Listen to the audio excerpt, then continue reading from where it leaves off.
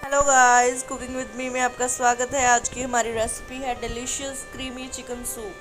Creamy chicken soup हम घर पे भी आसानी से बना सकते हैं, जिसके लिए हमें कुछ ज़्यादा इंग्रेडिएंट्स की ज़रूरत भी नहीं पड़ती और हम रेस्टोरेंट जैसा चिकन सूप घर पे बना सकते हैं।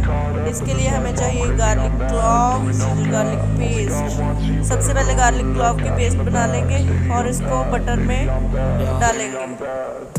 अब हम इसमें जिंजर गार्लिक पेस्ट ऐड करेंगे। इसको अच्छे से हिलाकर इसमें अब चिकन पीसेस को ऐड करेंगे I'm sick of being cautious. I'ma go cause something, थोड़ा can't सा stop this. Salt I'ma steal everybody's lane, call it shoplift. Sick of hearing और everyone black complain when they paper for the thoughtless. Test.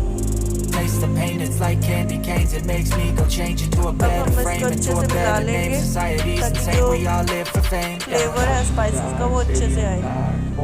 अब इसमें water add करेंगे और इसको under pressure 20 minutes तक रहने देंगे। इसके बाद देखिए हमारा सूप रेडी है। ये देखिए, अब इसको थोड़ा गाढ़ा करेंगे, ओपनली पकाएंगे इसको। ये देखिए सूप ऑलमोस्ट रेडी है हमारा। अब हम इसको सर्व कर सकते हैं।